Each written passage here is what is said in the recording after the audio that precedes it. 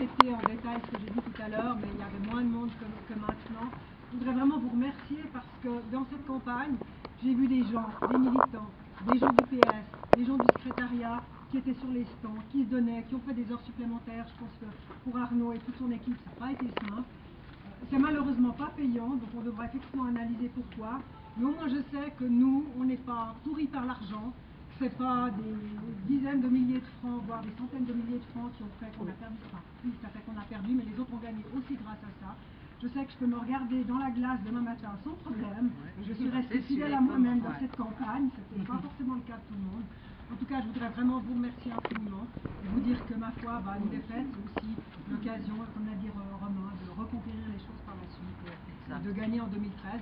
Il ne faut jamais oublier, Charles l'a rappelé tout à l'heure, que c'était une élection partielle. Et que dans une élection partielle, contrairement à ce que la presse a essayé de dire, le challenger c'était moi, et en réalité le vrai favori c'était Pierre Maudet, qui a pu bénéficier de sa notoriété aussi en tant que maire de Genève.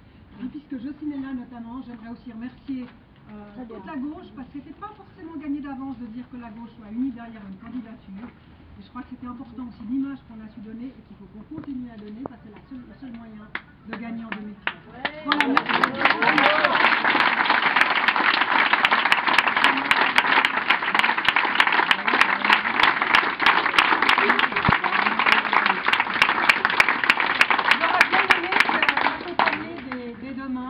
Il va devoir finir tout seul. Oui, mais je partirai pour l'arrivée de 2 socialistes. Au moins. Au minimum. Mais il faut gagner en 2013. Je suis désolé de mettre un peu la pression. Je te dirais, Président, on ne va pas s'engueuler parce que le but n'est pas, évidemment, là, il faudra qu'on mesure les choses, mais il faut qu'on les analyse au fond. Et sans analyse au fond, il ne suffit pas ensuite de dire on va repartir. Il faut le faire lucidement. Dans une élection qu'on rate, et là c'est pas évidemment à Anne que je parle du parti, eh bien il faut qu'on sache ce qu'on peut faire pour l'améliorer. Moi je suis à disposition. Évidemment, je ne peux partir tranquille qu'à partir du moment où je sais qu'on est dans de bonnes conditions de campagne.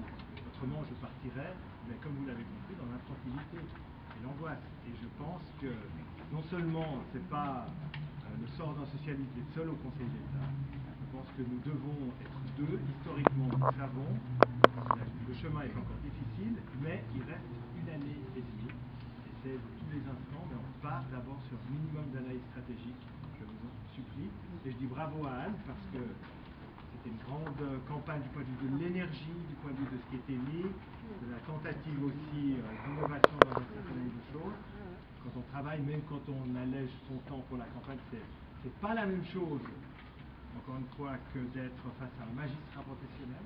Désolé, mais surtout dans une élection partielle, le combat est inégal. Le siège était PLR au départ, et ils ont réussi à faire passer par leur stratégie médiatique des messages qui étaient l'inverse de la réalité, mais à nous de savoir comment faire passer les nôtres, d'accord, pour la suite. Et ça, je crois que le parti, on doit y réfléchir. Puis je dis merci et bravo à Anne, et nous devons absolument persévérer.